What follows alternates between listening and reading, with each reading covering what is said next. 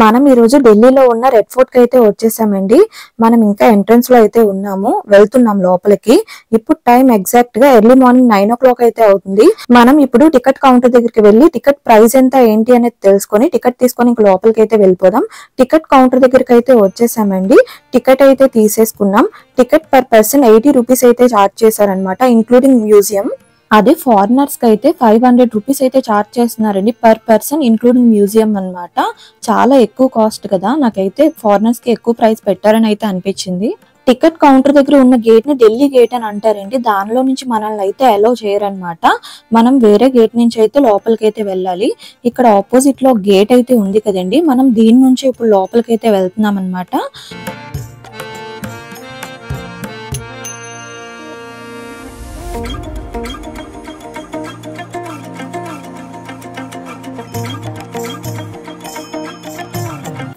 మనం ఇప్పుడు లోపలికి అయితే ఎంటర్ అవుతున్నామండి. వెళ్తూ వెళ్తూ మిగతా విషయాలు అయితే మాట్లాడుకుందాం. Red fort timings early morning 9:30 నుంచి ఈవినింగ్ 4:30 వరకు అయితే ఉంటుందండి. వీక్లీ 6 days అయితే మనకి ఓపెన్ లో ఉంటుంది. ఓన్లీ మండే మాత్రం క్లోజ్ లో ఉంటుందండి. రెడ్ ఫోర్ట్ కి మండే అయితే హాలిడే అనమాట. మనం ఎర్లీ మార్నింగ్ త్వరగా రావడం వల్ల, అంటే రెడ్ ఫోర్ట్ కరెక్ట్ గా ఎగ్జాక్ట్ గా ఓపెన్ చేసే టైంకి మనం వచ్చామండి. అందుకే క్లైమేట్ అంతా కూడా చాలా కూల్ గా ఉంది. ఇలాంటి కూల్ క్లైమేట్ లో మనం ఎంతైనా నడొచ్చు. అదే మనం మధ్యాహ్నం టైంలో వచ్చుంటే అస్సలు నడలేమండి, ఎందుకంటే చాలా లోపలికి వెళ్ళాలి, చాలా నడవాలన్నమాట. మనం ఎండలో వచ్చినట్లయితే నడవడం చాలా చాలా కష్టం అయితే అవుతుంది. ఇప్పుడు క్లైమేట్ అంతా కూడా చాలా బాగుంది కాబట్టి మనం చాలా ఫాస్ట్ గా అయితే నడొచ్చు. ప్రతి ఒక్కటి కూడా చూస్తూ షూట్ చేస్తూ వెళ్ళొచ్చు. రెడ్ ఫోర్ట్ వాల్స్ అయితే చాలా పెద్దవండి. మీకు కెమెరాలో ఎలా కనిపిస్తున్నాయో తెలియదు కానీ ఇక్కడ అయితే చాలా హైట్ లో ఉన్నాయన్నమాట. చాలా పెద్దగా ఉన్నాయి వాల్స్ అన్ని కూడా.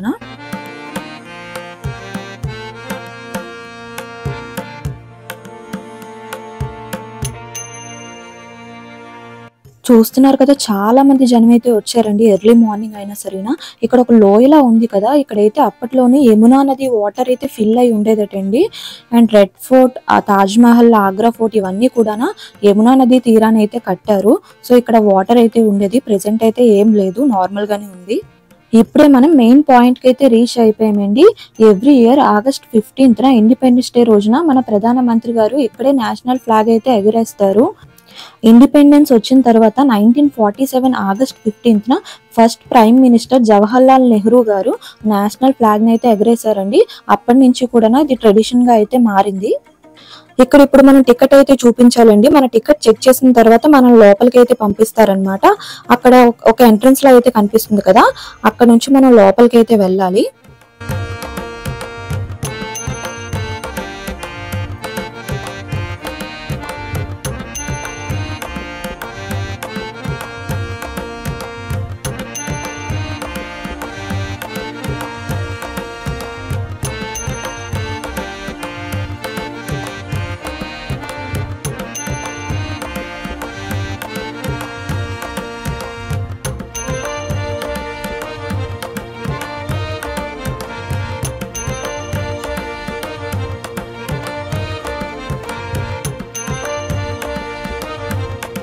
ఇప్పుడు మనం కోటలోకి అయితే ఎంటర్ అవుతున్నామండి.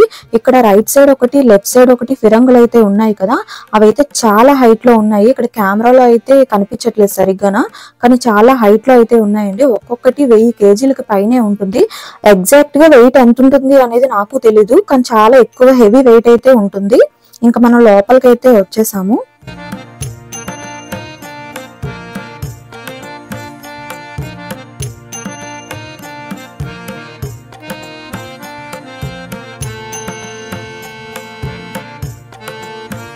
అప్పట్లో షాజహాన్ కి రెడ్ అండ్ వైట్ కలర్స్ అయితే చాలా ఇష్టం అంటండి.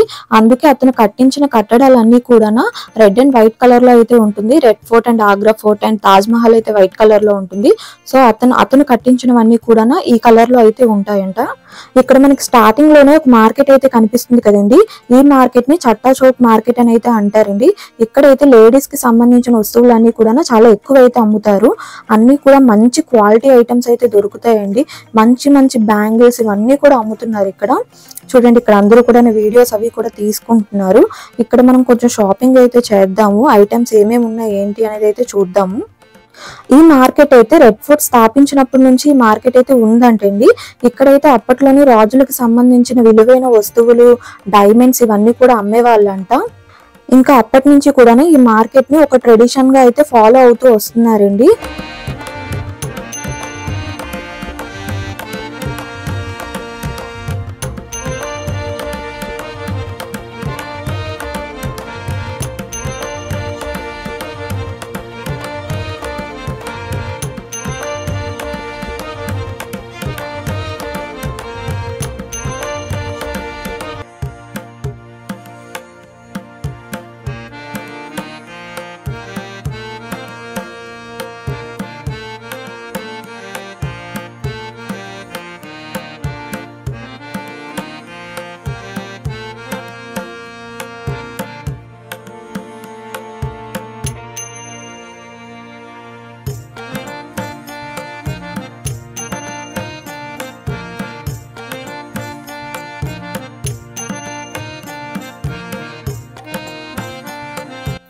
ఇక్కడ బ్యాంగిల్స్ అయితే అమ్ముతున్నారండి. చాలా అంటే చాలా బాగున్నాయి.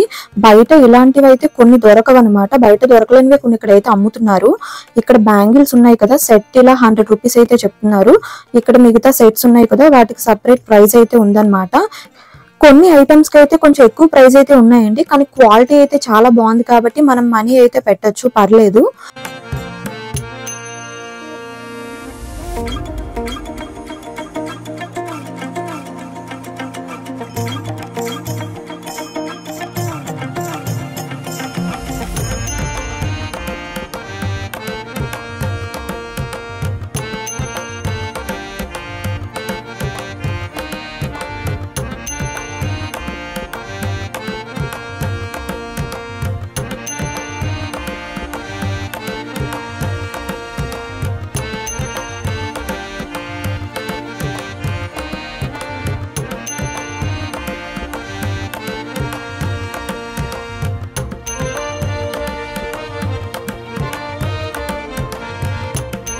ఇక్కడైతే ఒక పెద్ద కోటలా అయితే కనిపిస్తుంది కదండి. ఇక్కడ మొత్తం అంతా కూడా దీన్ని అయితే దివాన్ అయ్యం అని అంటారండి.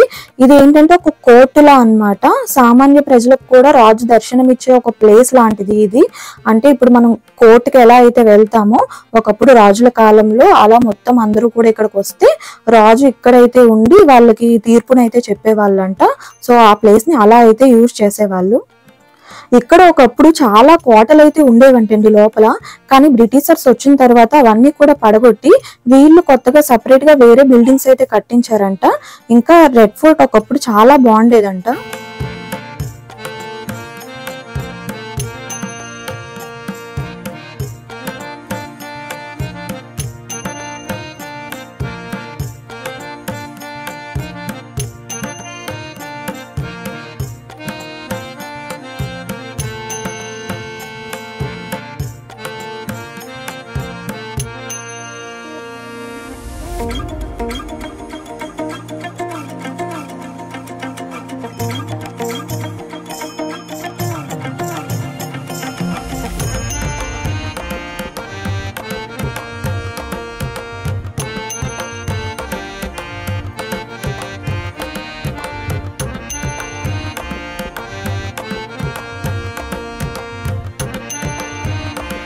ఇక్కడైతే చాలా మ్యూజియంస్ అయితే ఉన్నాయండి.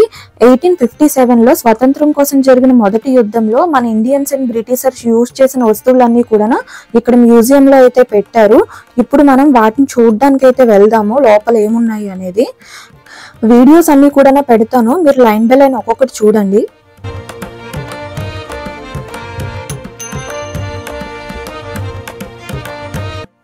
ఇక్కడ ఎంట్రన్స్ లో అయితే చూసారు కదండి, లెఫ్ట్ సైడ్ లో 1857 అని అయితే రాసింది.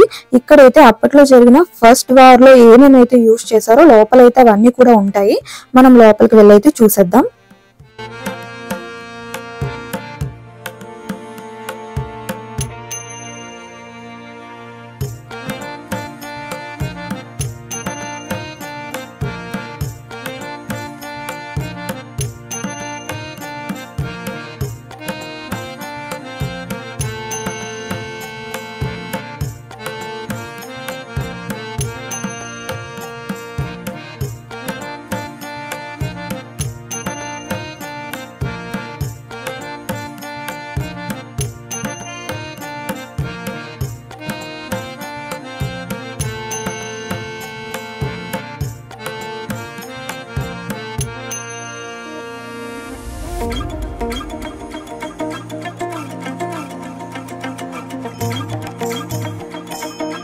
చూసారు కదా, అప్పట్లో యూజ్ చేసిన ఆయుధాలన్నీ కూడా అక్కడ పెట్టారనమాట. మనం అవన్నీ చూసాము. నెక్స్ట్ వేరే దానికైతే వెళ్తున్నాము. ఇంకా లోపలికి చాలా ఉన్నాయి, అక్కడ ఏముంటాయి అనేది కూడా చూద్దాము.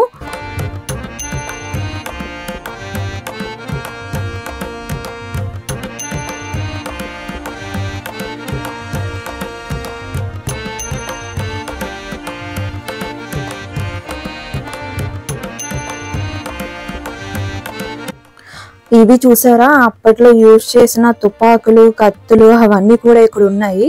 మనం లైన్ గా ఒక్కొక్కటి కూడా చూసేద్దాం.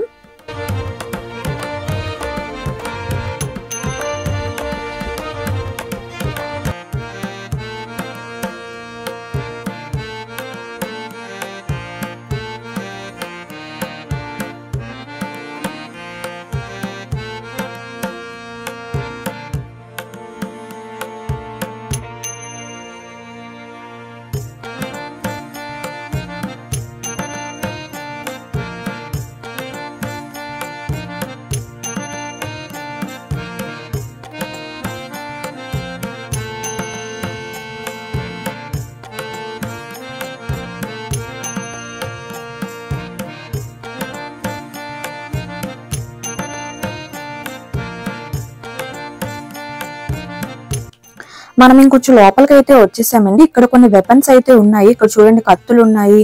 ఇవి ఏంటో చూడడానికి అయితే బాంబ్స్ లా అయితే ఉన్నాయి, కానీ బాంబ్స్ అయితే కాదనుకుంటాను. ఎగ్జాక్ట్ గా వాటి నేమ్ అయితే ఏంటో నాకు తెలియదండి. మిస్టేక్ ఏమైనా చెప్తే ఏం అనుకోవద్దు.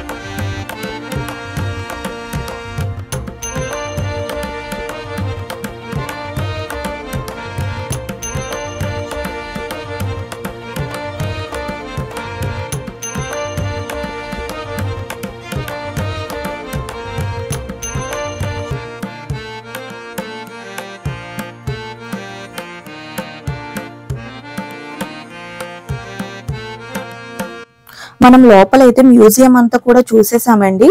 ఇప్పుడు మనం బయటకి అయితే వెళ్ళిపోతున్నాం అనమాట. అండ్ లోపల మ్యూజియం లో కొన్ని అయితే నాకు అర్థమయ్యాయండి. అక్కడ మొత్తం దాని ఎక్స్ప్లెనేషన్ అంతా కూడా రాసింది. కొన్ని అయితే చదివి నేను అర్థం చేసుకున్నాను. ఏమైనా తప్పుగా నేను చెప్పుంటే మాత్రం క్షమించండి. నాకు చాలా వరకు అయితే కొన్ని ఐడియా లేదు కదా, సో ఫస్ట్ టైం ఇక్కడికి రావడం. మనం ఇప్పుడు బయటకి అయితే వెళ్ళిపోతున్నాము.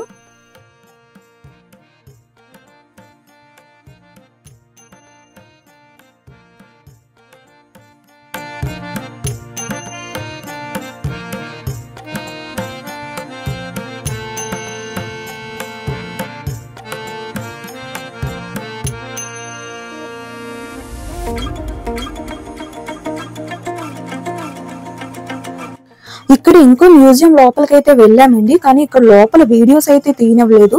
కానీ లోపల మాత్రం మంచి క్వాలిటీ ఐటమ్స్ అయితే అమ్ముతున్నారనమాట. కానీ ప్రైజెస్ కూడా చాలా ఎక్కువ అయితే ఉన్నాయండి. అవన్నీ కూడా హిస్టరీ రిలేటెడ్. ఫారినర్స్ అయితే చాలా మంది అయితే లోపల కొంటున్నారు అవన్నీ కూడా.